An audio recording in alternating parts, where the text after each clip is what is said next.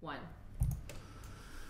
Okay, folks, I'm your host, BKP. Good morning from the office, North Georgia's only live online morning show.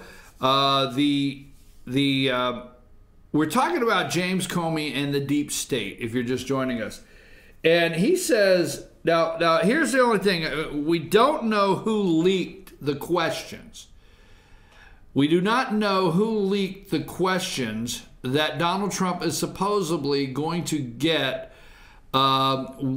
be asked from Special Counsel Robert Mueller. So just really quick, James Comey is the FBI director, and Donald J. Trump fires him.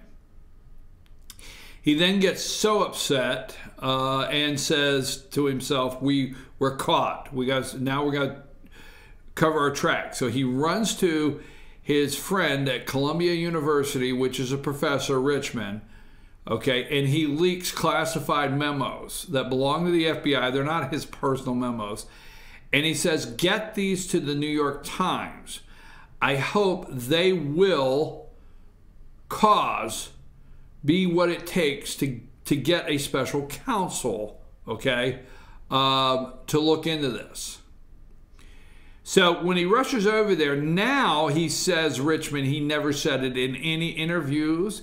He never brought Richmond up as anything. But now that he's on his book tour, he felt it was important, okay, to say that Richmond is also FBI.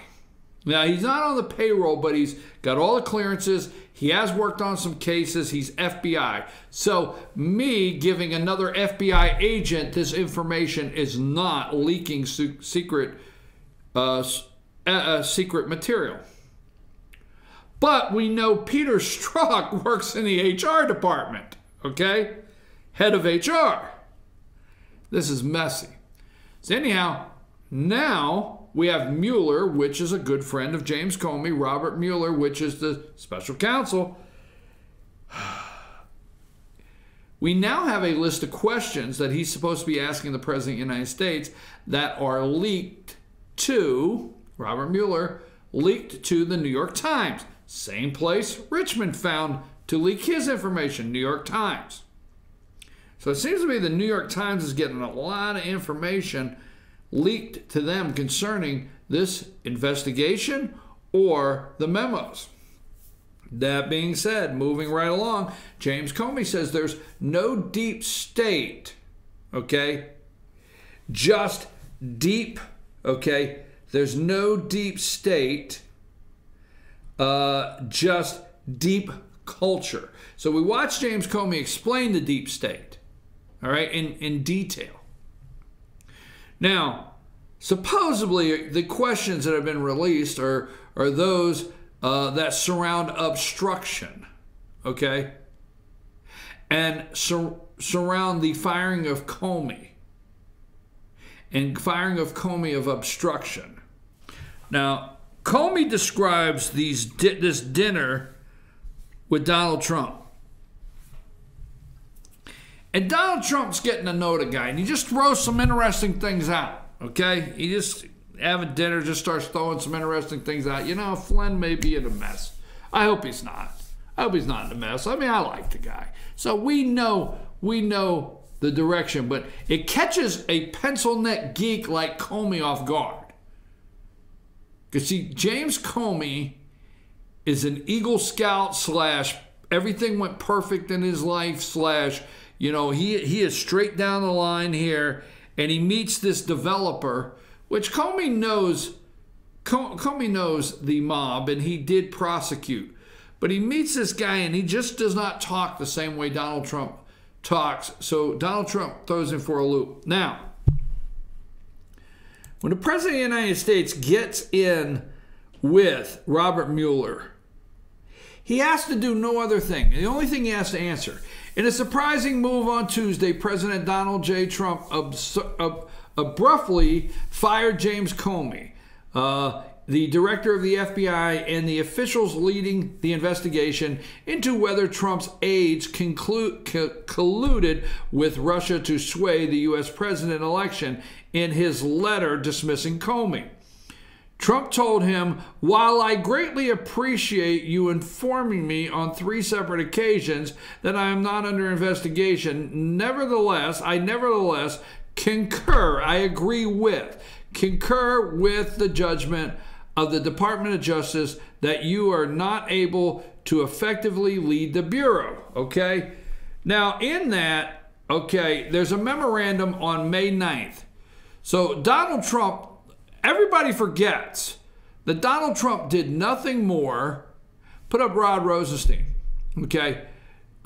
He did nothing more when he fired James Comey than accept Rod Rosenstein. And this is the guy they don't want fired. This is their hero now because he appointed a special prosecutor. But Donald Trump followed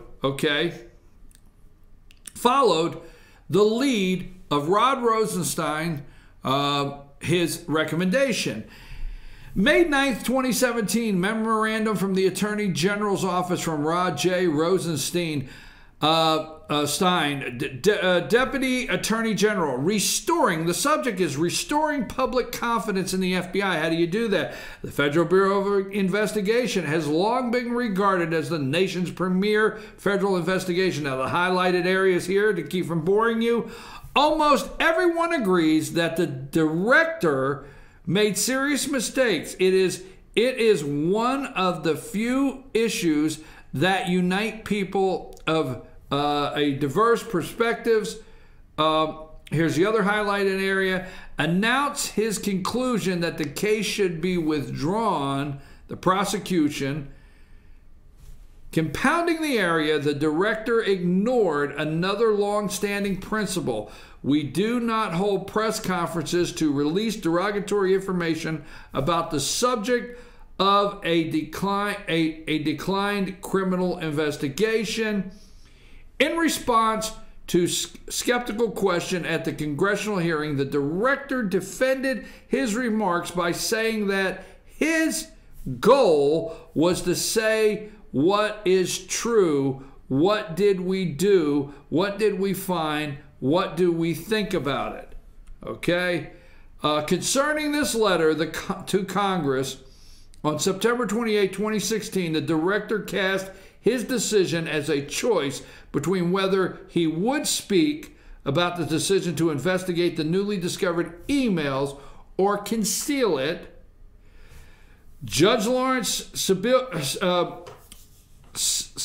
Silberman, who served as Deputy Attorney General under President Ford, wrote that it is not the Bureau's responsibility to opine on whether a matter should be prosecuted. These are highlighted areas, okay? Chosen personally to restrict the balance between transparency and fairness, departing from the department's traditions, they conclude that the director violated his obligation to preserve, protect, and defend the traditions of the Department of FBI. Stepped way outside his job in disclosing the recommendation in the fashion because the FBI director doesn't make that decision. An error in judgment. Okay, let's see what here. As a result, the FBI is unlikely to regain public and congressional trust until it has a director who understands the gravity of the mistakes and pledges never to repeat them. Having refused to admit his errors, if you look at Comey's tour, he has no errors in this. He did nothing wrong. Okay, having refused to admit his errors, the director cannot be expected to implement the necessary corrective actions. Folks, read the memo. This came from Rod Rosenstein, okay? Assistant Deputy of the Justice Department, that the Democrats hailed as their hero. This is their hero. This is one of the guys they're trying to protect. Don't forget this memo that went to Trump. And that is all the President of the United States ever has to say with Robert Mueller. I acted on the recommendations of the Assistant Attorney General Rod Rosenstein in his memo dated May 9th, 2017. But Mr. President, is there, when you had that lunch, could there have been anything in there that you and James Comey spoke about that led you to believe that you should fire him? I acted on the recommendation, sir, of the Assistant Attorney General of the United States, Rod Rosenstein, in the memo, May 9, 2017, memorandum of the United States Attorney General's Office, restoring the public confidence in the FBI. I acted on that recommendation from the Department of Justice, sir. But did you say, General Flynn, hey, he's a nice guy? Did you say, sir, I acted on the May 9th, 2017 memorandum restoring the public confidence in the FBI. My actions was to accept the recommendation from Rod Rosenstein, acting Deputy Director of the Department of Justice, that the FBI Director at that time, James Comey, could not restore the confidence in the FBI. But did you, I'm telling you, I just keep, that's it. It's not, I mean, I don't understand. I don't understand how people can't figure this out. But the deep state, he says, does not exist. I tell you what, let's take a break. It's 9:05. I can't keep doing that. I have to get on Iran, because God knows there's no deep state getting hidden there, right? Where there's nothing getting hidden there is the deep state. Let's see, list of questions Mueller wants to ask Trump. Let's see, we went over that, right? We went over the list of questions. And, all right, we come back. Let's see what else we have. We come back. Let's talk about Iran and Bibi Netanyahu. Iran lied.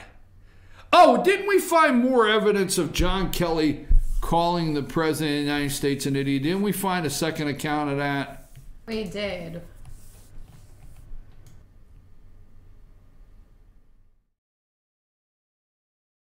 You're an idiot.